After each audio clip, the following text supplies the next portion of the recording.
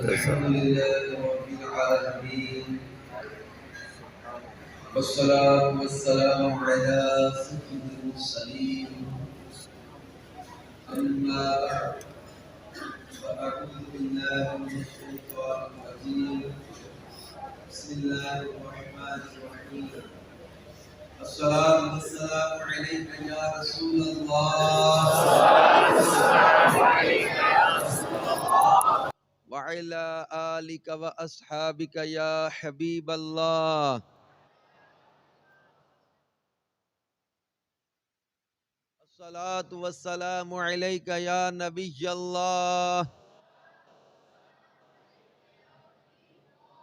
وعلى آلك وأصحابك يا نور الله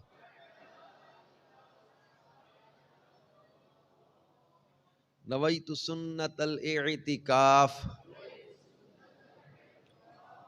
پیارے اسلام بھائیو، یہ بات ذہن نشین کر لیجئے کہ مسجد میں معتکف کے سوا کسی اور کو کھانے پینے اور سونے کی اجازت نہیں ہے۔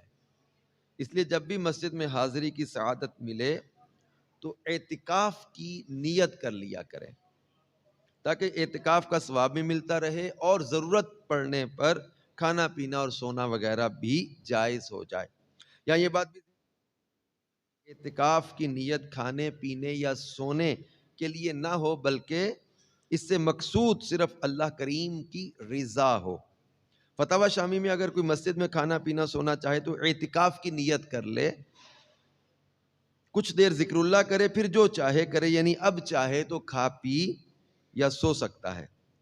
اگر ممکن ہو تو اعتکاف کی نیت کر کے 12 مرتبہ درود پاک پڑھ لیا کریں اور کوئی نیک کام کر لیں، انشاءاللہ عز و جل ثواب بڑھ جائے گا اور مسجد میں کھانا پینا اور سونا وغیرہ بھی جائز ہو جائے گا۔ آج دعوت اسلامی کا ہفتہ وار سنت و برا اجتماع پنجاب کے شہر حافظ آباد سے مدنی چینل کے ذریعے براہ راست دنیا بھر میں نشر کیا جا رہا ہے۔ مدنی چینل کے ناظرین بھی اچھی اچھی نیتوں کے ساتھ ہمارے ساتھ اجتماع میں شامل رہیں، انشاءاللہ عز و جل علم دین کی برکتیں ملیں گی۔ اور آج تو بیان کا موضوع بھی علم اور علماء سے متعلق ہی ہے۔ آپ اس میں علم کے فضائل اور بہت سی انشاءاللہ اس سے ریلیٹڈ چیزیں آج سنیں گے۔ درود پاک کی فضیلت سنیے اور درود پاک کی کثرت کی عادت بنائیے کہ حضرت سیدنا حفص بن عبداللہ رحمۃ اللہ علیہ کا بیان ہے کہ میں نے امام المحدثین حضرت سیدنا ابو زرعہ رحمۃ اللہ علیہ کو ان کی وفات کے بعد خواب میں دیکھا کہ وہ پہلے آسمان پر فرشتوں کو نماز پڑھا رہے ہیں۔ میں نے پوچھا، اے ابو زرعہ، آپ کو یہ اعزاز و اکرام کیسے ملا ہے؟ انہوں نے ارشاد فرمایا، میں نے اپنے ہاتھ سے 10 لاکھ حدیثیں لکھی ہیں اور میں ہر حدیث میں درود پاک پڑھا کرتا تھا، اور اللہ کے آخری نبی صلی اللہ علیہ وآلہ وسلم کا فرمان عالی شان ہے کہ جو مسلمان ایک مرتبہ مجھ پر درود شریف بھیجتا ہے تو اللہ پاک اس پر 10 رحمتیں نازل فرماتا ہے۔ صلو علی الحبیب صلی اللہ تعالی علی محمد وعلی آلہ وصحبہ وبارک وسلم۔ سر سے پا تک کروڑوں بار سلام اور سراپا پہ بے شمار درود، دل میں جلوے بسے ہوئے تیرے، لب سے جاری ہو بار بار درود، قبر میں خوب کام آتی ہے، بے کسوں کی ہے یار غار درود۔ صلو علی الحبیب صلی اللہ تعالی علی محمد صلی اللہ علیہ وسلم۔ میرے پیارے پیارے اسلامی بھائیوں، جو آج حافظ آباد میں دعوت اسلامی کے ہفتہ وار اجتماع میں مدنی مرکز فیضان مدینہ حافظ آباد میں جمع ہیں، اور مدنی چینل کے ناظرین جو دنیا بھر میں ہمیں دیکھ اور سن رہے ہیں، اللہ پاک جل شانہ نے قرآن پاک میں علم اور علماء کی فضیلت کو بیان کرتے ہوئے سورۃ العنکبوت کی آیت نمبر 43 میں ارشاد فرمایا، وَتِلْكَ الْأَمْثَالُ نَضْرِبُهَا لِلنَّاسِ وما يعقلها الا العالمون. اور یہ مثالیں ہم لوگوں کے لیے بیان فرماتے ہیں اور انہیں نہیں سمجھتے مگر علم والے. سورۃ العنکبوت کی آیت 49 میں اللہ پاک نے ارشاد فرمایا بل هو آیات بینات فی صدور الذین اوتوا العلم، بلکہ وہ روشن آیتیں ہیں ان کے سینوں میں جن کو علم دیا گیا. سورہ فاطر میں آیت نمبر 28 میں اللہ پاک ارشاد فرماتا ہے انما یخشی اللہ من عبادہ العلماء، اور اللہ سے اس کے بندوں میں وہی ڈرتے ہیں جو علم والے ہیں. سورۃ المجادلہ میں اللہ پاک نے آیت نمبر 11 میں ارشاد فرمایا یرفع اللہ الذین آمنوا منکم والذین اوتوا العلم درجات، اللہ تمہارے ایمان والوں کے اور ان کے جن کو علم دیا گیا درجے بلند فرمائے گا. ایک مقام پہ ارشاد ہوا هل يستوي الذين يعلمون والذين لا يعلمون انما يتذكر اولو الالباب، کیا برابر ہیں جاننے والے اور انجان؟ نصیحت تو وہی مانتے ہیں جو عقل والے ہیں. اللہ پاک کے آخری نبی صلی اللہ علیہ وآلہ وسلم کا فرمان عالی شان ہے علم سیکھنے سے ہی آتا ہے اور غور و فکر سے حاصل ہوتی ہے، اور اللہ جس کے ساتھ بھلائی کا ارادہ فرماتا ہے اسے دین میں سمجھ بوجھ عطا فرماتا ہے، اور اللہ سے اس کے بندوں میں سے وہی ڈرتے ہیں جو علم والے ہیں. ایک روایت میں ارشاد فرمایا علم کی فضیلت عبادت کی فضیلت سے بڑھ کر ہے، اور تمہارے دین کا بہترین عمل تقوی یعنی پرہیزگاری ہے. اور ایک روایت میں پیارے آقا صلی اللہ علیہ وآلہ وسلم نے بڑی تفصیل کے ساتھ علم کی فضیلت کو بیان کیا.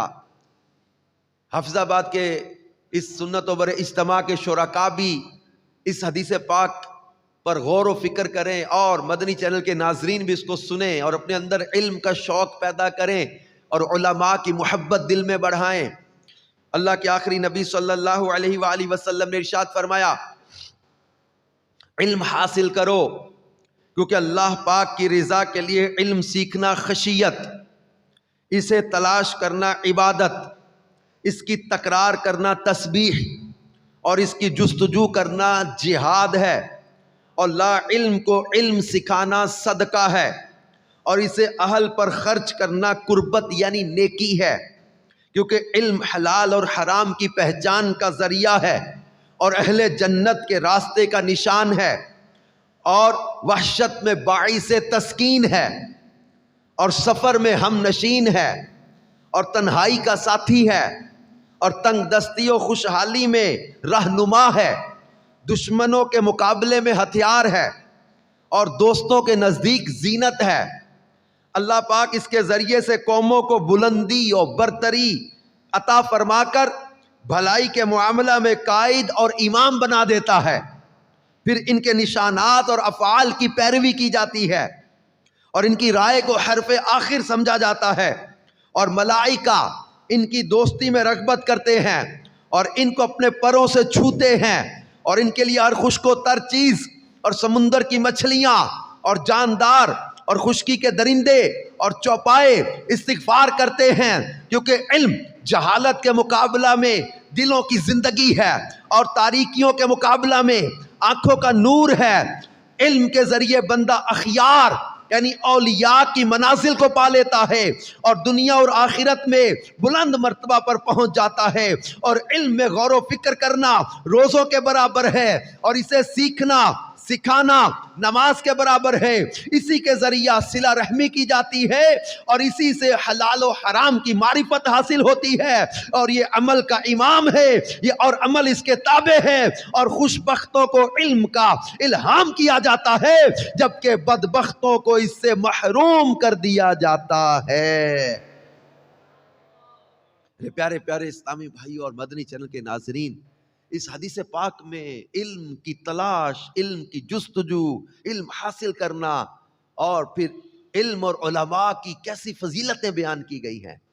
ایک روایت میں ہمارے کریم آقا صلی اللہ علیہ وآلہ وسلم نے ارشاد فرمایا کہ جو علم کی تلاش میں کسی راستے پر چلتا ہے، یہ علماء اور طلباء کے لیے کیسی پیاری بشارت، جو علم سیکھنے کے لیے چلتے ہیں، یہ طالب علم کے لیے کیسی پیاری بشارت اور فضیلت ہے۔ یہ دینی طلباء یہ کتنی شان اور فضیلت رکھتے ہیں۔ حدیث پاک میں فرمایا جو علم کی تلاش میں کسی راستے پر چلتا ہے، اللہ پاک اس کے لیے جنت کا راستہ آسان فرما دیتا ہے، اور بے شک فرشتے طالب العلم کے عمل سے خوش ہو کر اس کے لیے اپنے پر بچھا دیتے ہیں، اور بے شک زمین و آسمان میں رہنے والے یہاں تک کہ پانی میں مچھلیاں عالم دین کے لیے استغفار کرتی ہیں، اور عالم کی فضیلت عابد پر ایسی ہے جیسے 14ویں رات کے چاند کی دیگر ستاروں پر۔ اور بے شک علماء انبیاء کے وارث ہیں، بے شک انبیاء درہم و دینار کا وارث نہیں بناتے، بلکہ وہ نفوس قدسیہ تو صرف علم کا وارث بناتے ہیں۔ تو جس نے اسے حاصل کر لیا اس نے بڑا حصہ پا لیا۔ تو طالب علم کے عمل سے خوش ہو کر فرشتے کیا کرتے ہیں؟ اپنے پروں کو بچھا دیتے ہیں۔ اللہ پاک علم کی تلاش میں چلنے والوں کے لیے جنت کا راستہ آسان کر دیتا ہے۔ ہمارے پیارے آقا صلی اللہ علیہ وآلہ وسلم ان دینی جو ہے وہ علم سیکھنے والوں سے کیسی محبت فرماتے ہیں، اور کیسا ان کے لیے جو ہے وہ بشارتیں عطا کی گئی ہیں۔ اور جو علم حاصل کرتے ہیں، عالم بنتے ہیں، علماء، یہ ان کی کتنی شان ہے۔ ہمارے کریم آقا صلی اللہ علیہ وآلہ وسلم نے ارشاد فرمایا عالم کی فضیلت عابد پر ایسی ہے جیسے میری فضیلت تم میں سے ادنا شخص پر ہے۔ پھر آپ نے فرمایا بے شک اللہ اور اس کے فرشتے اور زمین اور آسمان والے یہاں تک کہ سوراخوں میں چیونٹیاں اور سمندر میں مچھلیاں لوگوں کو خیر سکھانے والے کی بھلائی کی خواہاں ہیں۔ کتنے خوش نصیب ہیں وہ لوگ جو ہے وہ علم حاصل کرتے ہیں، اور کتنے خوش نصیب ہیں وہ لوگ جو ان طلبہ پر خرچ کرتے ہیں، ان کے لیے مدارس المدینہ بنتے ہیں، جامعۃ المدینہ بنتے ہیں، ان کے لیے ادارے قائم کیے جاتے ہیں جن میں یہ طلبہ علم دین سیکھتے ہیں، اور یہ پھر لوگوں کو خیر سکھانے کا کام کرتے ہیں۔ ایک حدیث پاک میں پیارے آقا صلی اللہ علیہ وآلہ وسلم نے فرمایا قیامت کے دن عالم اور عبادت گزار کو اٹھایا جائے گا تو عابد سے کہا جائے گا کہ جنت میں داخل ہو جاؤ، جبکہ عالم سے کہا جائے گا جب تک لوگوں کی شفاعت نہ کر لو ٹھہرے رہو۔ تو پھر یہ علماء لوگوں کی شفاعت کریں گے، یہ اس دن بھی کام آئیں گے۔ تو اللہ کے پیارے حبیب صلی اللہ علیہ وآلہ وسلم ان سے محبت فرماتے، اور ایک روایت میں ہے پیارے آقا صلی اللہ علیہ وآلہ وسلم کی شہزادی کونین سیدہ خاتون جنت بی بی فاطمہ الزہراء رضی اللہ تعالی عنہا، انہوں نے اپنے کنگن بھیجے تھے بارگاہ رسالت صلی اللہ علیہ وآلہ وسلم میں، اپنے کنگن بھیجے اور عرض کی میں یہ کنگن صدقہ کرتی ہوں، آپ انہیں جہاں مناسب سمجھیں خرچ فرما دیں۔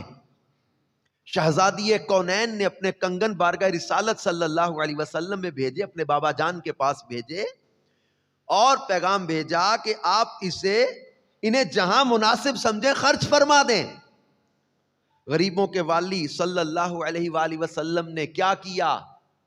سنیے، اللہ کے پیارے حبیب صلی اللہ علیہ وآلہ وسلم نے حضرت بلال سے ارشاد فرمایا انہیں بیچ کر اہل صفہ پر خرچ کر دو۔ اہل صفہ کون؟ ابھی میں بتاتا ہوں آپ کو۔ وہ صفہ کے وہ مبارک جو ہے وہ چبوترے والے، وہ اہل صفہ، وہ مبارک جو ہے وہ لوگ۔ حضرت بلال حبشی رضی اللہ تعالیٰ عنہ نے وہ کنگن 2.5 درہم میں بیچ کر جو ہے وہ اہل اصحاب صفہ پر صدقہ کر دیے۔ اس کے بعد پیارے آقا صلی اللہ علیہ وآلہ وسلم اپنی لخت جگر کے گھر تشریف لائے تھے۔ اس سے پہلے ایک روایت کا پورا طویل حصہ ہے جس میں پردہ دیکھا تھا اور یہ کنگن دیکھے تھے، تو سیدہ خاتون جنت نے وہ پردہ بھی اتار دیا، پھاڑ دیا اس کو، یہ کنگن صدقہ کر دیے تھے۔ پیارے آقا صلی اللہ علیہ وآلہ وسلم اپنی شہزادی کے گھر تشریف لے کر گئے اور اپنی لخت جگر سے ارشاد فرمایا، سنیے سیدہ خاتون جنت کے ساتھ محبوب خدا صلی اللہ علیہ وسلم کا پیارا انداز، اور یہاں خاتون جنت شہزادی کونین کی عظمت کا بھی اظہار ہے۔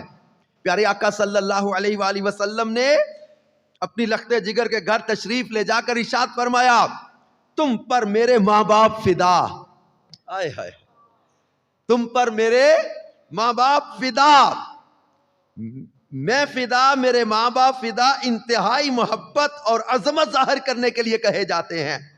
فرمایا تم پر میرے ماں باپ فدا، تم نے بہت اچھا کیا۔ میرے پیارے پیارے اسلامی بھائیوں اور مدنی چینل کے ناظرین، ہمارے کریم آقا مکی مدنی مصطفیٰ صلی اللہ علیہ وآلہ وسلم جو ہے وہ کس قدر اصحاب صفہ سے محبت فرماتے، اور آپ نے دیکھا کہ پیارے آقا صلی اللہ علیہ وآلہ وسلم نے جو ہے وہ جو کنگن شہزادی کونین سیدہ خاتون جنت نے بھیجے، ان کو خرچ کیا، اور کہاں خرچ کیا۔ اس عمل سے پتہ چلا کہ دینی طالب علموں پر اپنا مال خرچ کرنا چاہیے، کیونکہ یہ صحابہ صفہ یہ تھے، یہ وہ صحابہ کرام ہیں جو رسول پاک صلی اللہ علیہ وسلم کی خدمت میں صرف دین سیکھنے کے لیے حاضر رہا کرتے تھے۔ انہیں صحابہ صفہ کہتے ہیں۔ ان کی شان تو بے مثل و بے مثال ہے۔ اصحاب صفہ کون ہے، اس بارے میں بھی سن لیجئے کہ مسجد نبوی شریف میں ایک چبوترا تھا جہاں مختلف اوقات میں تقریباً 400 یا 500 یعنی 400 اور 500 فقراء مہاجرین بیٹھا کرتے تھے۔ انہیں اصحاب صفہ کہتے ہیں۔ ان کے پاس گھر نہیں تھا، دنیاوی ساز و سامان نہیں تھا، ان کا کوئی کاروبار نہیں تھا، غربت کا یہ عالم تھا کہ ان میں سے 70 کے پاس سطر پوشی کے لیے پورا کپڑا بھی نہ تھا۔ ان کی تعداد میں کمی بیشی ہوتی رہتی تھی۔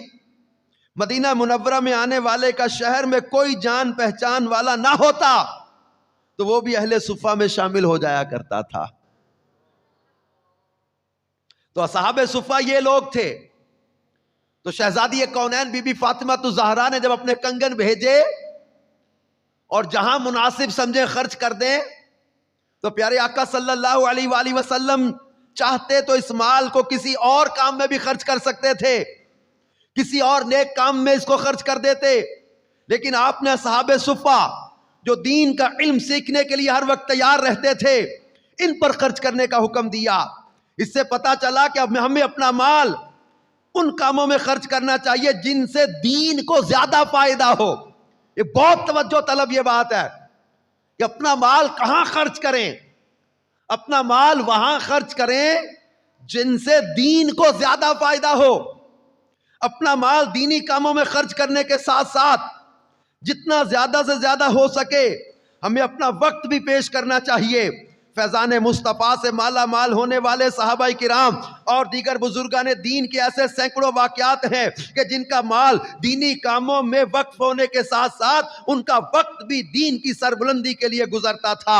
اللہ پاک ان عظیم ہستیوں کی دین اسلام کے لیے دی جانے والی قربانیوں کا صدقہ ہم میں بھی ایسا جذبہ نصیب فرمائے کہ ہم بھی اپنا مال اللہ پاک کی راہ میں پیش کرنے کے ساتھ ساتھ اپنا وقت بھی علم دین سیکھنے سکھانے میں لگانے میں کامیاب ہو جائیں۔ اپنا وقت بھی جو ہے وہ اس میں صرف کریں، اپنا وقت بھی اس میں دیں، اپنا مال بھی دیں، اپنا وقت بھی دیں علم دین سیکھنے سکھانے میں۔ ہمارے کریم آقا صلی اللہ علیہ وآلہ وسلم کے یہ پیارے صحابہ، انہوں نے ابتدائی اسلام میں بڑی بڑی مشقتیں اٹھائی ہیں۔ مدنی چینل کے ناظرین اور حافظ آباد میں دعوت اسلامی کے مدنی مرکز فیضان مدینہ میں جمع ہو کر ہفتہ وار اجتماع میں میرے بیان کو سننے والے اسلامی بھائیوں اور مدنی چینل کے ناظرین، اس میں کچھ شک نہیں کہ ابتدائی اسلام کا دور بڑا ہی مشکل دور تھا۔ صحابہ کرام علیہم رضوان کو دین سیکھنے اور اس پر عمل کرنے میں ایسی ایسی پریشانیاں اور مشکلات کا سامنا کرنا پڑا جن کا تصور بھی لرزا دیتا ہے۔ بھوک، پیاس، بے کسی، اپنوں کی بے وفائیاں، غیروں کی دشمنیاں، گھر بار سے دوری، کئی کئی دن کی بھوک اور پیاس، کئی کئی دن فاقے میں گزر جاتے، الغرض کئی مشکلات تھیں۔ صحابہ کرام نے ہر آزمائش کا ڈٹ کر مقابلہ کیا اور مدینے کے تاجدار، ساری کائنات کے مالک و مختار صلی اللہ علیہ وآلہ وسلم کی غلامی بھی نہ چھوڑی، دین سیکھنے، دین کی خدمت اور دین کی تبلیغ کرنے کو نہ چھوڑا۔ یہ جذبہ دینے کے لیے ہمارے پاس یہ اصحاب صفہ ہی کا معاملہ ہمارے لیے ایک بہت بڑی رہنمائی ہے۔ انہوں نے مشکلات کو برداشت کیا، انہوں نے تکلیفوں کو برداشت کیا، انہوں نے صعوبتوں کو برداشت کیا، اذیتوں کو برداشت کیا، تکالیف کو برداشت کیا، فاقے برداشت کیے، بھوک کو برداشت کیا، تنگی میں گزارا کر لیا، تکلیفوں کو سہا، مگر دامن مصطفیٰ صلی اللہ علیہ وسلم کو نہیں چھوڑا۔ دین کی خدمت کرنے، دین کی راہ میں سفر کرنے اور یہ جو وہ نیکی کی دعوت کو عام کرنے کے لیے ہمارے پاس یہ بہت بڑا جذبہ ہے۔ میرے پیارے اسلامی بھائیوں، جو آج ہفتہ وار اجتماع میں حافظ آباد میں جمع ہیں اور مدنی چینل کے ناظرین، صحابہ کرام کا یہ وہ مقدس گروہ اصحاب صفہ جو اپنے گھر بار، اہل و عیال اور فکر روزگار سے بے نیاز ہو کر صرف اور صرف دین سیکھنے کے لیے مسجد نبوی میں ہی رہتا تھا، یہ بھوک بھی برداشت کرتے، یہ پیاس بھی سہتے، یہ تکالیف کا بھی سامنا کرتے اور فاقوں میں بھی مبتلا ہوتے، لیکن دین سیکھنا انہوں نے نہ چھوڑا۔ کئی روایات میں آتا ہے کہ یہ عظیم لوگ کئی کئی دن تک فاقہ کشی کرتے، یعنی بغیر کھائے پیے گزارا کر لیتے۔ حضرت فضالہ بن عبید فرماتے ہیں کہ حبیب کبریا، سردار ہر دو سرا، امام الانبیاء صلی اللہ علیہ وآلہ وسلم جب لوگوں کو نماز پڑھاتے تو کچھ صحابہ کرام نماز کے اندر حالت قیام میں بھوک کی شدت کے سبب گر پڑتے، اور یہ صحابہ صفہ تھے، بھوک کی شدت کی وجہ سے نماز میں گر جاتے تھے، یہ صحابہ صفہ تھے۔ حتیٰ کہ کچھ لوگ کہنے لگے یہ دیوانے ہیں۔ جب سرکار مدینہ صلی اللہ علیہ وآلہ وسلم نماز سے فارغ ہوتے تو ان کی طرف متوجہ ہو کر فرماتے، اے اصحاب صفہ، اگر تمہیں معلوم ہو جائے کہ تمہارے لیے اللہ کے ہاں کیا اجر و ثواب ہے تو تم اس بات کو پسند کرو کہ تمہارے فاقے اور حاجت مندی میں مزید اضافہ ہو۔ اللہ اللہ اللہ اللہ، کیا مقام و مرتبہ تھا ان کا۔ حضرت سیدنا ابو ہریرہ رضی اللہ تعالیٰ عنہ، یہ بھی اصحاب صفہ میں سے تھے، یہ فرماتے ہیں میں نے بھوک کے سبب اپنی یہ حالت بھی دیکھی کہ مدینے کے تاجور صلی اللہ علیہ وآلہ وسلم کے منبر منور اور ام المومنین حضرت سیدتنا عائشہ صدیقہ رضی اللہ تعالی عنہا کے حجرہ مطہرہ کے درمیان بے ہوش ہو کر گر پڑتا۔ منبر اور حجرہ عائشہ صدیقہ رضی اللہ تعالیٰ عنہ، یہ جو ہے نا وہ وہیں جب وہ تربت اطہر بھی ہے نا، اب کبھی منبر سے روضے تک، کبھی روضے سے منبر تک، ادھر جاؤں ادھر جاؤں، اسی حالت میں مر جاؤں، تمنا کیا کرتے تھے۔ حضرت ابو ہریرہ رضی اللہ تعالیٰ عنہ فرماتے منبر اور بی بی عائشہ صدیقہ رضی اللہ تعالیٰ عنہ کے حجرے کے درمیان، یعنی اس دوران اس جگہ میں کئی بار میں بے ہوش ہو کے گر پڑتا، کوئی آدمی آتا اور میری گردن پر پاؤں رکھ دیتا، وہ سمجھتا کہ مجھ پر جنون کی کیفیت طاری ہے، حالانکہ مجھے جنون وغیرہ کچھ نہ ہوتا، یہ حالت بھوک کی وجہ سے ہوتی تھی۔ یہ وہ لوگ تھے جنہوں نے اسلام کو آگے پہنچانے میں قربانیاں دی، صعوبتیں برداشت کی اور مشقتیں برداشت کی۔ وہ کیا خوب کہا نا، دو عالم نہ ہوں، دو عالم نہ کیوں ہو نثار صحابہ، دو عالم نہ کیوں ہو نثار صحابہ، کہ ہے عرش منزل وقار صحابہ، امی ہیں یہ قرآن و دین خدا کے مدار خدا، اعتبار صحابہ نمایاں ہے اسلام کے گلستان میں، ہر ایک گل پہ رنگ بہار صحابہ، صحابہ ہے تاج رسالت کے لشکر رسول خدا، تاجدار صحابہ، پس مرگ اے اعظمی یہ دعا ہے، بنوں میں غبار مزار صحابہ۔ صلو علی الحبیب صلی اللہ تعالی علی محمد صلی اللہ علیہ وآلہ وسلم۔ اور ایک بڑا مشہور واقعہ روایتوں میں بیان کیا گیا کہ حضرت سیدنا عامر رضی اللہ تعالیٰ عنہ سے مروی ہے کہ حضرت سیدنا ابو ہریرہ رضی اللہ تعالیٰ عنہ نے فرمایا، میں اصحاب صفہ میں سے تھا، ایک دن میں نے روزہ رکھا، شام کے وقت پیٹ میں تکلیف کا احساس ہوا تو میں قضاء حاجت کے لیے چلا گیا، جب واپس آیا تو صفہ والے اپنا کھانا کھا چکے تھے۔ قریش کے مالدار لوگ صفہ والوں کے پاس کھانا بھیجا کرتے تھے۔ میں نے پوچھا آج کھانا کس کے ہاں سے آیا تھا؟ ایک شخص نے بتایا امیر المومنین حضرت سیدنا عمر ابن خطاب رضی اللہ عنہ کی طرف سے۔ میں امیر المومنین حضرت سیدنا عمر رضی اللہ عنہ کے پاس گیا تو آپ نماز کے بعد تسبیحات پڑھنے میں مصروف تھے۔ میں انتظار کرنے لگا، جب فارغ ہوئے تو میں نے قریب ہو کر عرض کی مجھے کچھ پڑھا دیجئے، اور میرا مقصد یہ تھا کہ مجھے کچھ کھانا کھلا دیں۔ امیر المومنین حضرت عمر رضی اللہ تعالیٰ عنہ نے مجھے سورہ آل عمران کی آیات پڑھائیں، یہ آیات قرآن پڑھانے لگے۔ پھر جب آپ گھر پہنچے تو مجھے دروازے پر چھوڑ کر خود اندر تشریف لے گئے۔ کافی دیر ہو گئی لیکن واپس تشریف نہ لائے۔ میں نے سوچا کپڑے چینج کر رہے ہوں گے، پھر میرے لیے گھر والوں کو کھانے کا حکم دیا ہو، لیکن میں نے وہاں ایسا کچھ نہ پایا۔ جب بہت زیادہ دیر ہو گئی تو میں وہاں سے اٹھ کر چل دیا۔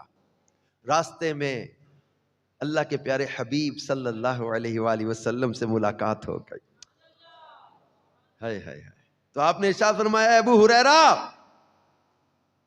آج تمہارے منہ کی بو بہت تیز ہے۔ میں نے عرض کی جی ہاں یا رسول اللہ صلی اللہ علیہ وآلہ وسلم، آج میں نے روزہ رکھا تھا اور ابھی تک افطار نہیں کیا، اور نہ ہی میرے پاس کچھ ہے جس سے روزہ افطار کروں۔ رحمت عالم نور مجسم صلی اللہ علیہ وآلہ وسلم مجھے اپنے گھر لے گئے اور ایک پیالہ منگوایا جس میں کھانے کا کچھ اثر باقی تھا۔ مجھے ایسے لگا جیسے اس میں کسی نے جو کھائے ہوں۔ پیالے کے کناروں پر کچھ کھانا باقی بچا رہ گیا تھا جو بہت قلیل تھا۔ میں نے بسم اللہ پڑھی، اسے اکٹھا کیا اور کھا لیا حتیٰ کہ شکم سیر ہو گیا۔ اور اسی طرح کا وہ دودھ والا واقعہ بھی مشہور ہے، صحابہ صفہ والا، حضرت ابو ہریرہ رضی اللہ تعالیٰ عنہ کی بھوک، اور کس قدر یہ لوگ جو ہے وہ تکالیف بھی سہتے رہے لیکن در مصطفیٰ پہ پڑے رہے۔ اللہ اکبر کبیرہ۔ میرے پیارے اسلامی بھائیوں اور مدنی چینل کے ناظرین، ہمیں غور کرنا چاہیے کہ اصحاب صفہ تو اتنی مشقت کے ساتھ علم دین حاصل کرتے تھے، کیا ہم آسانیوں کے باوجود بھی کم از کم ضروری فرض علم حاصل کرتے ہیں؟ اصحاب صفہ کتنی پریشانیاں سہتے، بظاہر یہ بڑے غریب تھے، یہ بڑے نادار تھے، نہ انہیں کھانے کو کچھ ٹھیک طرح سے ملتا نہ پینے کو ملتا، لیکن ان کو یہ شرف ضرور حاصل تھا کہ اصحاب صفہ رسول کریم رؤوف الرحیم صلی اللہ علیہ وآلہ وسلم کے بڑے مقرب تھے۔ آقا کریم صلی اللہ علیہ وآلہ وسلم ان سے بڑی محبت فرماتے۔ ہمارے میٹھے آقا مکی مدنی مصطفیٰ صلی اللہ علیہ وآلہ وسلم کے پاس جب کوئی تحفہ، صدقہ یا مال غنیمت آتا تو آپ اس میں سے اصحاب صفہ پر خرچ کرتے، ان پر خرچ کرتے۔ احادیث میں آیا کہ آپ دوسرے صحابہ کو ترغیب دلاتے کہ وہ اصحاب صفہ کو کھانا کھلائیں اور ان پر خرچ کریں۔ ان میں سے بعض کے خرچ کے کفیل خود آقا کریم صلی اللہ علیہ وسلم تھے۔ آپ نے ملاحظہ کیا کہ اصحاب صفہ کو آقا کریم صلی اللہ علیہ وآلہ وسلم کا خاص قرب حاصل تھا، آپ ان پر شفقتوں کا سایہ دراز فرماتے، اسی طرح پیارے صحابہ کرام بھی اصحاب صفہ کا خیال رکھتے اور ان کی حاجتوں کو پورا کرتے۔ اس کی جھلک دیکھیں، چنانچہ وہ 70 صحابہ کرام جو بہترین قاری بھی تھے، ان کے بارے میں آتا کہ یہ حضرات دن کو لکڑیاں جمع کر کے سیل کرتے اور اس سے حاصل ہونے والی آمدنی سے یعنی انکم سے جذبہ خیر خواہی اور بھائی چارہ کے تحت اصحاب صفہ کے لیے کھانا تیار کرتے اور ان کو کھلاتے تھے اور رات عبادت میں گزارتے۔ یہ کون تھے؟ یہ 70 وہ صحابہ جو بہترین قاری تھے، یہ دن میں لکڑیاں جمع کرتے اور بیچ کر اس انکم سے اصحاب صفہ کے لیے کھانا تیار کرتے، ان کو کھلاتے اور پھر رات عبادت میں گزارتے۔ یہ ان پر خرچ کرنا، یہ دینی طلبہ پر خرچ کرنا، یہ کیسی بڑی سعادت ہے۔ یہ صحابہ کرام ان پر خرچ کرتے، اصحاب صفہ پر۔ پیارے آقا صلی اللہ علیہ وآلہ وسلم ان دین سیکھنے والوں پر خرچ کرتے۔ اللہ پاک کے آخری نبی صلی اللہ علیہ وآلہ وسلم اصحاب صفہ کو اپنے ساتھ کھانے میں شریک فرمانے کی کوشش فرماتے۔ اس حسن سلوک کی بنیادی وجہ یہ تھی کہ اصحاب صفہ علم دین سیکھتے تھے۔ وہ مسجد نبی میں رہ کر بارگاہ رسالت صلی اللہ علیہ وآلہ وسلم سے اکتساب فیض کرتے۔ کئی روایات میں ان کے علم سیکھنے اور سکھانے کا تذکرہ ملتا ہے۔ تو ہمارے پیارے آقا اللہ کے آخری نبی صلی اللہ علیہ وآلہ وسلم کا دینی طلبہ پر خرچ کرنا، یہ ان روایات اور واقعات سے ہمارے سامنے آیا کہ اصحاب صفہ علم دین سیکھتے، اس لیے اللہ کے آخری نبی صلی اللہ علیہ وآلہ وسلم خود بھی ان پر خرچ فرماتے اور دوسروں کو بھی ترغیب ارشاد فرماتے۔ اور ایسا نہیں ہے کہ آقا کریم صلی اللہ علیہ وآلہ وسلم صرف اصحاب صفہ پر ہی خرچ فرماتے، بلکہ آپ کا مال تو دین کے لیے وقف تھا۔ جتنا بھی مال آپ کے پاس آتا آپ راہ خدا میں خرچ فرما دیا کرتے تھے۔ ایک دن حضرت ابو ذر رضی اللہ عنہ فرماتے ہیں کہ ایک روز میں اللہ کے آخری نبی صلی اللہ علیہ وآلہ وسلم کے ساتھ تھا، جب آپ نے احد پہاڑ کو دیکھا۔ احد پہاڑ بہت بڑا پہاڑ ہے، اللہ آپ کو مجھے زیارت نصیب کرے، حاضری نصیب کرے۔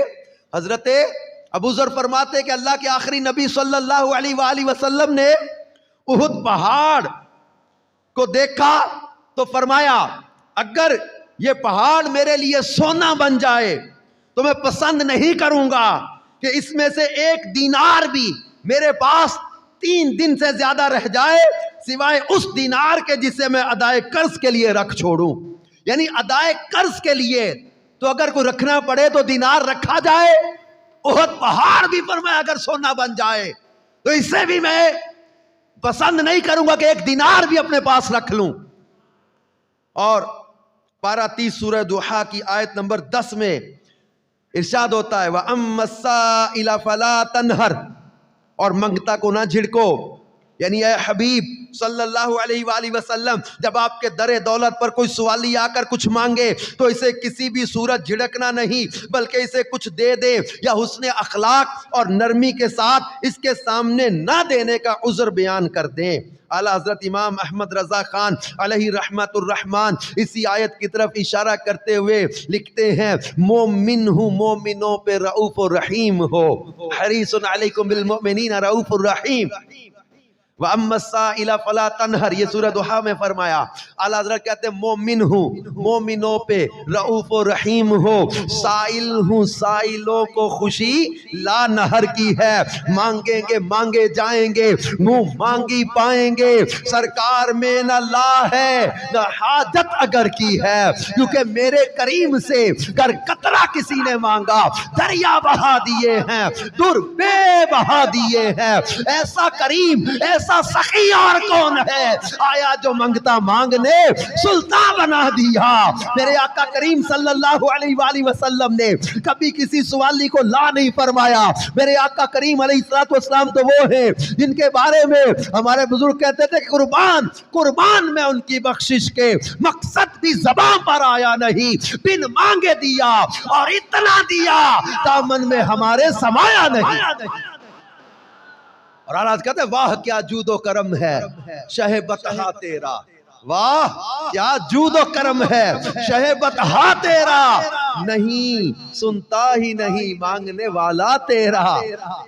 آپ کا جو مانگنے والا ہے نا، یہ لا نو نہیں، یہ سنتا ہی نہیں ہے، عطائیت ہے، جواد بھی ہیں، کریم بھی ہیں۔ خود فرماتے ہیں انا اجود الناس، میں تمام لوگوں سے بڑھ کر عطا کرنے والا۔ خود فرماتے ہیں انما انا قاسم واللہ یعطی، فرماتے ہیں اللہ عطا کرتا ہے اور میں تقسیم کرتا ہوں۔ اعلیٰ حضرت فرماتے ہیں رب ہے معطی، یعنی عطا کرنے والا، رب ہے معطی، یہ ہے قاسم، رزق اس کا ہے کھلاتے یہ ہیں۔ انا اعطیناک الکوثر، ساری کثرت پاتے یہ ہیں۔ ہمارے کریم آقا مکی مدنی مصطفیٰ صلی اللہ علیہ وآلہ وسلم کی سخاوت پر تو پوری کتابیں تحریر کی گئی ہیں، اور پیارے آقا صلی اللہ علیہ وآلہ وسلم ان اصحاب صفہ سے بالخصوص محبت جو فرماتے ہیں، یہ دین کا علم سیکھنے والے لوگ، یہ اس سبب سے بھی ان سے محبت فرماتے اور ان کو کھانے میں اپنے ساتھ شامل فرماتے۔ ہمارے کریم آقا صلی اللہ علیہ وآلہ وسلم کا مال دین کے لیے وقف تھا، بالخصوص دینی طالب علموں پر خرچ کرنا تو آپ کی عادت کریمہ تھی، اور اپنی پیاری بیٹی سیدہ فاطمہ رضی اللہ عنہا کے لیے بھی یہی پسند فرماتے کہ وہ بھی اپنا مال راہ دین میں خرچ کریں۔ میرے پیارے اسلامی بھائیوں اور مدنی چینل کے ناظرین، ہمارے پیارے آقا صلی اللہ علیہ وآلہ وسلم کی سیرت پر عمل کرتے ہوئے ہمیں بھی اپنا مال دینی طلبہ پر خرچ کرنا چاہیے، اور مال کے ساتھ ساتھ اپنا وقت بھی دین کے کاموں میں جو ہے وہ صرف کرنا چاہیے۔ اس کا ایک طریقہ یہ بھی ہے کہ ذیلی حلقے کے 12 دینی کاموں میں حصہ لیا جائے۔ ان کاموں میں ایک دینی کام ہفتہ وار مدنی مذاکرہ بھی ہے۔ اس دینی کام کے بے شمار دینی و دنیاوی فوائد ہیں۔ مدنی مذاکرے کی برکت سے گناہوں سے بچنے کا ذہن ملتا ہے، مدنی مذاکرے کی برکت سے علم دین حاصل ہوتا ہے، مدنی مذاکرے کی برکت سے دینی معلومات کے ساتھ ساتھ اخلاقی تربیت بھی نصیب ہوتی ہے۔ الحمدللہ کئی اسلامی بھائی مدنی مذاکرے کی برکت سے اپنی گناہوں بری زندگی سے توبہ کر چکے اور نیکیوں کے رستے پر چل چکے۔ الحمدللہ اس زبردست مدنی مذاکرے کی برکت سے جو ہے وہ عمل کا جذبہ ملتا ہے، علم دین کی باتیں ملتی ہیں، اور امیر سنت کے تجربات اور امیر سنت کی زندگی کے جو ہے وہ تجربات کا نچوڑ، امیر سنت کی سوچ میں ملتی ہے، اور ایک ولی کامل، ایک عاشق رسول کے جو ہے وہ حکمت بھرے الفاظ لوگوں کے دلوں پر اثر کرتے ہیں، سمجھانے کا جو ہے وہ ایسا حکمت بھرا انداز ہوتا ہے۔ تو مدنی مذاکرہ بھی ایک بہت پیارا ذریعہ ہے ہمارے پاس علم دین سیکھنے کا، اور اس کی برکت سے الحمدللہ عز و جل بہت سارے لوگ گناہوں سے تائب ہو کر نیکی کے رستے پر بھی چلتے ہیں۔ اور ہمارے پیارے آقا صلی اللہ علیہ وآلہ وسلم اپنا مال دین کے لیے خرچ فرماتے تھے۔ اگر ہم صحابہ کرام کی سیرت کا مطالعہ کریں تو معلوم ہوگا کہ وہ اپنا مال دین کے لیے قربان کرنے کو ہر وقت تیار رہتے تھے۔ اس بارے میں اسلام کے پہلے خلیفہ امیر المؤمنین حضرت سیدنا ابوبکر صدیق رضی اللہ عنہ کی مثال ہمارے سامنے ہے۔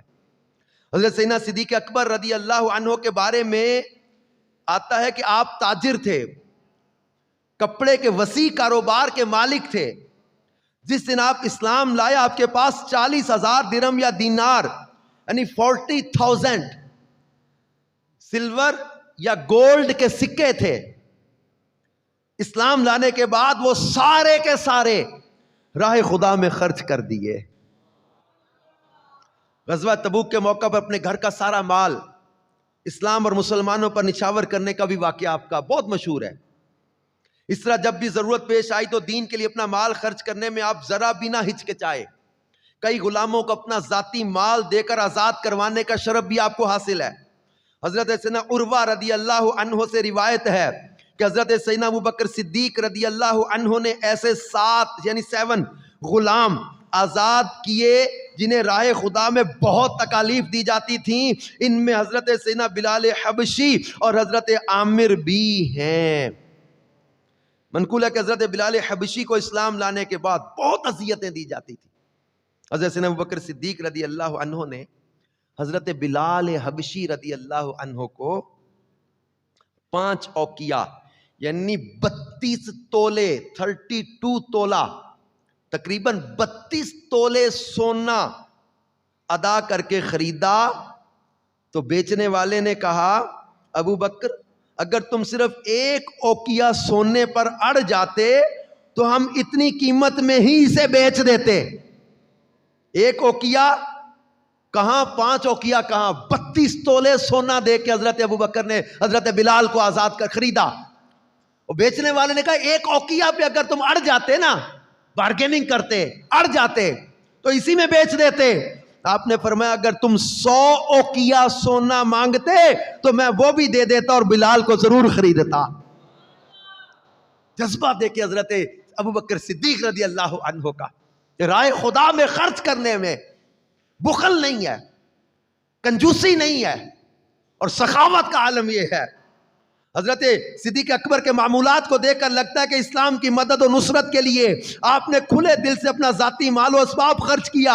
اپنے مال سے مصطفیٰ کریم صلی اللہ علیہ وآلہ وسلم کی ایسی خدمت کی کہ آقا کریم صلی اللہ علیہ وسلم نے خود ارشاد فرمایا مجھے کسی کے مال نے اتنا فائدہ نہ دیا جتنا ابو بکر صدیق کے مال نے فائدہ دیا۔ اور پھر اسی طرح حضرت عثمان غنی رضی اللہ عنہ کا دین کے لیے خرچ کرنا بھی بہت مثالی ہے۔ اسلام کے تیسرے خلیفہ امیر المومنین حضرت سیدنا عثمان غنی رضی اللہ عنہ کا دین کے لیے خرچ کرنا بھی بہت مشہور ہے۔ آپ نے دین کے لیے خرچ کرنے پر آقا کریم صلی اللہ علیہ وآلہ وسلم سے جنت کی خوشخبریاں پائی ہیں۔ مدینہ شریف میں مہاجرین کی ضرورت پر آپ نے کنواں خرید کر دین کے لیے وقف فرمایا۔ اسی طرح غزوہ تبوک کے موقع پر 950 اونٹ، 50 گھوڑے، 1000 اشرفیاں پیش کیں، پھر بعد میں 10,000 اشرفیاں اور پیش کیں۔ جب بھی ضرورت ہوتی آپ دین اسلام کے لیے خرچ کرنے سے بالکل نہیں ہچکچاتے تھے۔ اسی طرح دیگر صحابہ اکرام کے بھی کئی واقعات ہیں جو دین کے لیے خرچ کرنے میں پیش رہتے تھے۔ پیارے اسلامی بھائیوں اور مدنی چینل کے ناظرین، اس سے ہمیں درس ملتا ہے کہ دین کے لیے اپنا مال دینے، خرچ کرنے میں پیش رہنا چاہیے۔ اگر ہم بزرگوں کے واقعات دیکھیں تو ہمیں معلوم ہوگا کہ ان کی بھی کوشش ہوتی تھی کہ دین کے لیے ایسی جگہ خرچ کیا جائے جس کے فوائد وقتی نہ ہوں بلکہ آنے والوں کو بھی اس سے فائدہ ہو۔ اس سلسلے میں کروڑوں حنفیوں کے امام اعظم حضرت سیدنا نعمان رضی اللہ عنہ کا اپنے شاگرد حضرت امام یوسف رحمت اللہ علیہ کی کفالت کا واقعہ ہمارے لیے روشن مثال ہے کہ حضرت امام یوسف خود فرماتے ہیں میں نے حدیث اور فقہ کے طالب علم کی حیثیت سے کوفہ میں وقت گزارا۔ یہ دیکھیں کہ یہ ایک واقعہ ہے لیکن اس میں ہمارے لیے بہت زبردست درس ہے۔ حضرت امام اعظم تاجر بھی تھے نا۔ امام ابو یوسف کہتے ہیں میں حدیث اور فقہ کے طالب علم کی حیثیت سے کوفہ میں وقت گزارا۔ شروع میں بہت تنگ دست اور غریب گھرانے سے تعلق تھا۔ میرے والد مجھے ایک دن امام ابو حنیفہ کی خدمت میں لے گئے، میں وہاں پڑھنے لگا۔ میرے والد نے گھر آ کر مجھے کہا بیٹا امام ابو حنیفہ کی طرف پاؤں پھیلا کر نہ بیٹھنا، یہ بے ادبی کا انداز ہے۔ پھر میرے والد مجھ سے کہنے لگے میرے بیٹے ہم غریب لوگ ہیں جبکہ امیر لوگوں کی خوراک مرغن غذائیں ہوتی ہیں، ہم سوکھی پھیکی روٹی کھا کر گزارا کرتے ہیں، ہم بہت مفلس ہیں۔ یہ باتیں کہہ کر میرے والد محترم نے مجھے امام ابو حنیفہ کی مجالس میں جانے سے روک دیا۔ ادھر امام اعظم نے مجھے غیر حاضر پایا تو میرے جاننے والوں سے پوچھا یعقوب کیوں نہیں آ رہا؟ یہ امام ابو یوسف، یعقوب کیوں نہیں آ رہا؟ انہوں نے بتایا کہ اسے تو اس کے والد نے روک لیا ہے۔ امام قاضی ابو یوسف، یہ قاضی القضاء بنے تھے، چیف جسٹس بنے تھے خلیفہ ہارون رشید کے دور کے۔ امام ابو یوسف فرماتے ادھر میری کیفیت یہ تھی کہ حضرت امام اعظم کی مجالس میں حاضر ہونے کے لیے بے تاب رہتا آخر کار ایک دن میں آپ کی مجلس میں جا پہنچا، آپ نے بڑی شفقت سے غیر حاضری کا سبب پوچھا، تو میں نے اپنے غریب اور والد کے حکم پر نہ آنے کا بتایا۔ اس دن تو میں آپ کی مجلس میں حدیث سنتا رہا، لیکن جب میں گھر جانے لگا تو امام ابو حنیفہ نے مجھے بیٹھنے کا اشارہ کیا۔ جب تمام لوگ چلے گئے تو آپ نے مجھے ایک تھیلی دی جو درہموں سے بھری ہوئی تھی، فرمایا اسے گزارا کرو، پھر اللہ مالک ہے۔ میں نے اسے کھولا تو 100 درہم تھے۔ آپ نے جاتے ہوئے حکم دیا میرے حلقہ درس میں آ جایا کرو، یہ درہم ختم ہو گئے تو پھر بندوبست ہو جائے گا۔ چنانچہ اس دن کے بعد میں باقاعدگی سے حلقہ درس میں آنے لگا۔ کچھ دنوں بعد آپ نے مجھے ایک اور تھیلی دی۔ اس طرح وقتاً فوقتاً میری ہیلپ فرماتے رہے اور کسی کو علم نہیں ہونے دیتے تھے۔ ایک خاص بات یہ کہ حضرت امام اعظم رقم تو دیتے رہے مگر کبھی مجھ سے نہ پوچھا کہ کس طرح اور کہاں خرچ کرتے ہو، اور وہ خود ہی محسوس کر لیتے کہ روپے ختم ہونے والے ہیں، اس کے ساتھ ہی وہ اور رقم دے دیتے تھے۔ میں پڑھتا بھی رہا، میرا گھر بھی چلتا رہا۔ پھر ایک وقت آیا کہ میں مالی اعتبار سے خوشحال ہو گیا۔ میں مسلسل امام اعظم کے درس میں آتا رہا، علمی استفادہ کرتا رہا، اور ایک وقت آیا کہ امام اعظم ابو حنیفہ نے مجھے ایک طرف دنیاوی مال سے خوشحال کر دیا اور دوسری طرف علم و فضل سے ممتاز بنا دیا۔ مجھ پر علم کے دروازے کھول گئے، علم کے دروازے کھلے ان پر۔ آپ سمجھ رہے ہوں گے کہ کوئی 2-4 ماہ تک 2-4 مہینے امام اعظم ابو حنیفہ نے قاضی امام یوسف کی کفالت کی ہوگی، پوری کفالت ان کی نا۔ ایسا نہیں ہے، 2-3 مہینے نہیں، 2-3 سال بھی نہیں، بلکہ امام ابو یوسف فرماتے ہیں امام اعظم نے 10 سال 10 ایئرز 10 سال تک میرا اور میرے گھر والوں کا خرچ برداشت کیا۔ امام اعظم کے اس واقعے میں ہمارے لیے درس ہی درس ہے۔ امام قاضی ابو یوسف رحمت اللہ علیہ بعد میں بہت بڑے عالم، مجتہد، مفتی اور قاضی اسلام بنے، بلکہ ان کے فیض نصر اور پر اثر تعلیم سے کئی بڑے بڑے علماء اور مفتی اور مجتہد پیدا ہوئے۔ سوچنے کی بات یہ ہے کہ قاضی امام ابو یوسف کو یہ مقام و مرتبہ اس وجہ سے ملا کہ امام اعظم ابو حنیفہ رحمت اللہ علیہ نے ان کی کفالت بھی کی اور انہیں پڑھایا بھی۔ پھر قاضی ابو یوسف نے آگے حضرت امام محمد کو پڑھایا، حضرت امام محمد رحمت اللہ علیہ نے امام شافعی کو پڑھایا، امام شافعی نے حضرت امام احمد بن حنبل کو پڑھایا، امام احمد بن حنبل نے امام بخاری کو تعلیم دی، امام بخاری نے آگے کئی شاگرد پیدا کیے، اور اس طرح پھر آگے یہ سلسلہ چل نکلا اور آج تک جاری و ساری ہے، اور انشاءاللہ قیامت تک جاری و ساری رہے گا۔ سوچا جائے تو یہ سارا فیضان امام اعظم ابو حنیفہ کا ہے، اور اس سارے ثواب کے حقدار وہ بھی ہیں اس لیے کہ انہوں نے امام ابو یوسف کو علم دین کی روشنی سے منور بھی فرمایا اور ان پر اپنا مال بھی خرچ کیا۔ کتنے خوش نصیب ہیں وہ عاشقان رسول جو ان دینی طلبہ پر خرچ کرتے ہیں۔ یہ دعوت اسلامی کے مدارس المدینہ اور جامعۃ المدینہ میں یہ پڑھنے والے حفاظ، یہ پڑھنے والے طلبہ، یہ آج ہم اپنی آنکھوں سے دیکھ رہے ہیں۔ یہ چند سال پہلے جو مدرسۃ المدینہ میں آئے تھے، چند سال پہلے جو جامعۃ المدینہ میں آئے تھے، آج یہ مدنی عالم بن کے جب وہ کہیں تدریس کر رہے ہیں، کہیں نظامت کر رہے ہیں، کسی دنیا کے ملک میں نیکی کی دعوت کی دھوم مچا رہے ہیں، کسی مصلی پر کھڑے تراویح میں قرآن سنا رہے ہیں، دارالافتاء اہل سنت میں بیٹھ کر لوگوں کی شرعی رہنمائی کر رہے ہیں، مفتیان کرام ہمارے سامنے نظر آ رہے ہیں۔ کتنے خوش نصیب ہیں وہ لوگ جو دعوت اسلامی کے ان جامعات المدینہ پر خرچ کرتے ہیں، ان مدارس المدینہ پر خرچ کرتے ہیں۔ آج اپنی آنکھوں سے ہم اس خرچ کا صلہ دیکھ رہے ہیں۔ اجر تو اللہ پاک نے جو مقدر کیا وہ تو ہے ہی ہے، صدقے کا ثواب جو ملنا ہے وہ ملے گا، کئی گنا بڑھ کے جو مال ملنا ہے وہ ملے گا۔ قیامت کے دن جو سایہ اور جو صدقے کی برکتیں ملنی ہیں وہ اپنی جگہ پر ہیں۔ یہ ہماری آنکھوں کے سامنے یہ رزلٹ آ رہا ہے۔ یہ طلبہ، یہ عالم بن کے یہ نیکی کی دعوت دے رہے ہیں، یہ المدینۃ العلمیہ میں کتابوں کی تخریج، تسہیل اور وہ تشریح کا کام کر رہے ہیں، ٹرانسلیشن کا کام کر رہے ہیں، مختلف شعبہ جات میں علم کی، دین کی خدمت کر رہے ہیں، اور دارالفتاء اہل سنت ہمارا جب وہ شرعی رہنمائیاں کر رہا ہے، جدید مسائل پر ریسرچ کر کر کے ہمارے مفتیان کرام امت کی رہنمائی کر رہے ہیں، یہ ہمارے سامنے یہ پیارا انداز، یہ ہمارے سامنے ان مدارس المدینہ اور جامعۃ المدینہ کا رزلٹ آ رہا ہے۔ دعوت اسلامی کے جامعۃ المدینہ اور مدارس المدینہ کا میں مزید آپ کے سامنے ذرا کھول کے تعارف رکھوں، کیونکہ یہ بھی دینی طلبہ ہیں جو جامعۃ المدینہ میں پڑھ رہے ہیں، جو مدرسۃ المدینہ میں حفظ و ناظرہ قرآن کی تعلیم حاصل کر رہے ہیں۔ عاشقان رسول کی دینی تحریک دعوت اسلامی کے تحت پاکستان اور اوورسیز میں اسلامی بھائیوں اور اسلامی بہنوں کے سینکڑوں جامعات المدینہ ہزاروں علم دین کے پیاسوں کی پیاس بجھا رہے ہیں۔ اس وقت الحمدللہ 1122 جامعات المدینہ ہیں اور 5006 مدارس المدینہ قائم ہو چکے ہیں۔ 1112 جامعات المدینہ اور 5006 مدارس المدینہ، 1122 جامعات المدینہ۔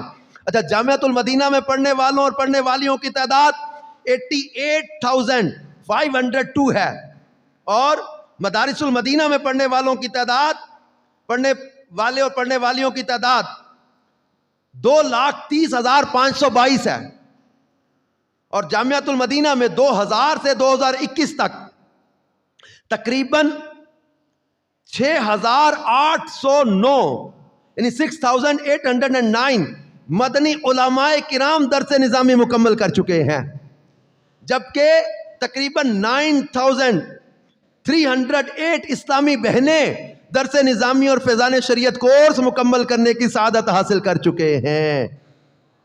اور مدارس المدینہ جو 5,006 ہیں، ان میں اب تک جو ہے وہ تقریباً 3,86,354 نے حفظ قرآن اور ناظرہ قرآن پڑھنے کی سعادت حاصل کر لی ہے۔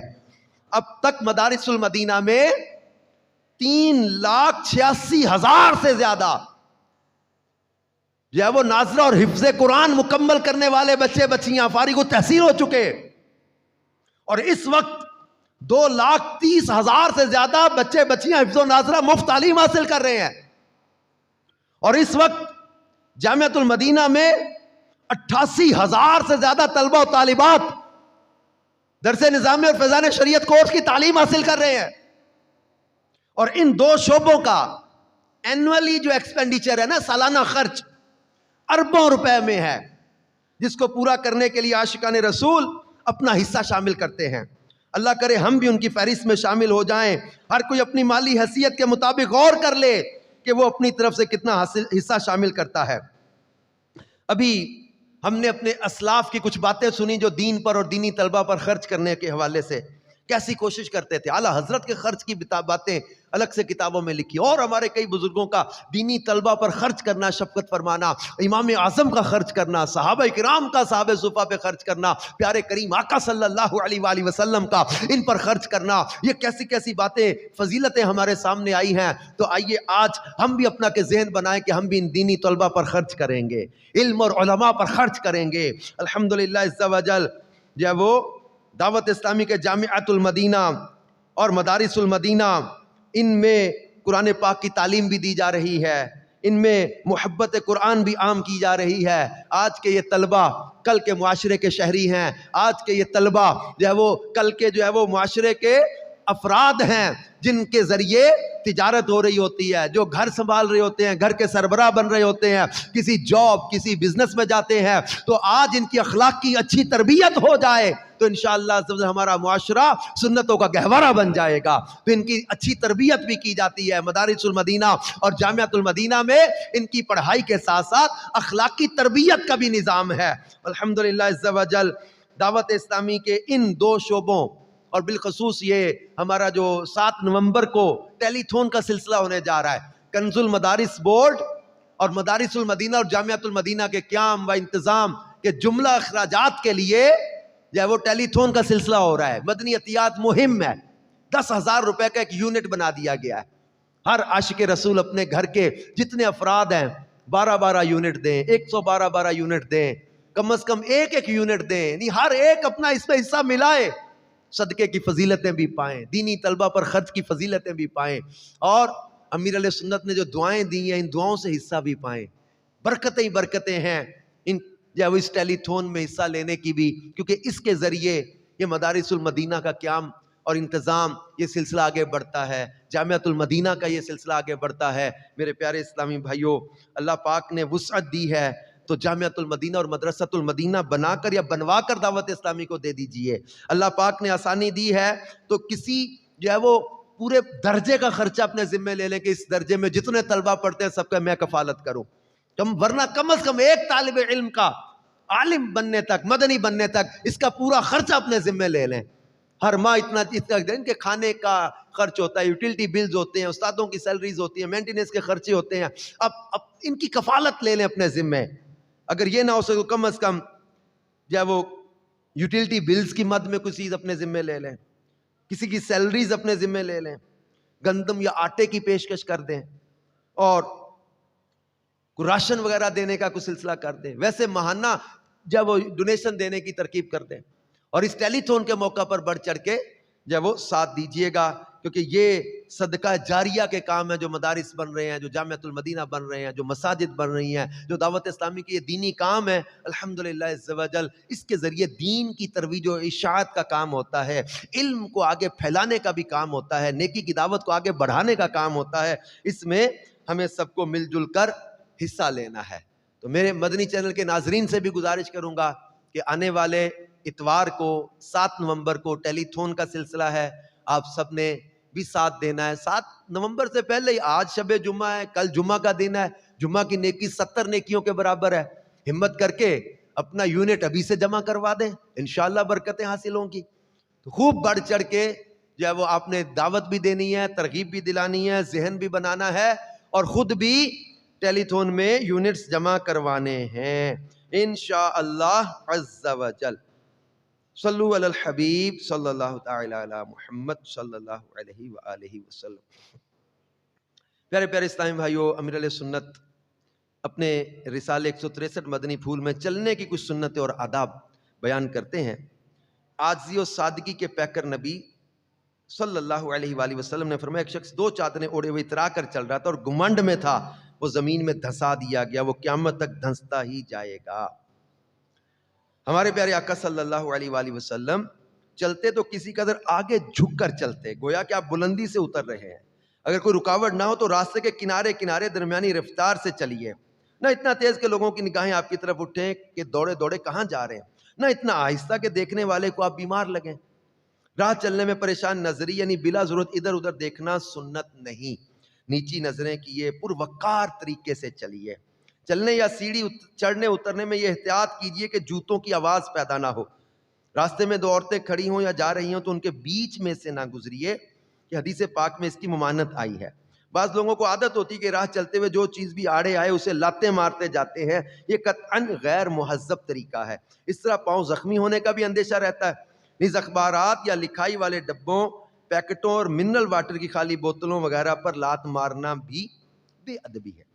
طرح طرح کی ہزاروں سنتیں سیکھنے کے لیے مکتبۃ المدینہ کی 2 کتب بہار شریعت حصہ 16 اور 120 صفحات پر مشتمل کتاب سنتیں اور آداب ہدیتاً طلب کیجئے اور اس کا مطالعہ فرمائیے۔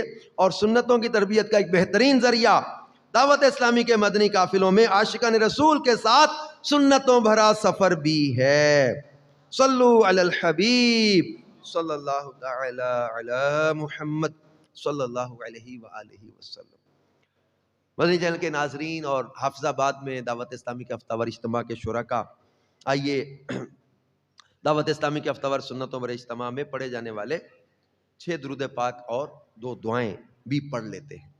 بزرگوں نے فرمایا جو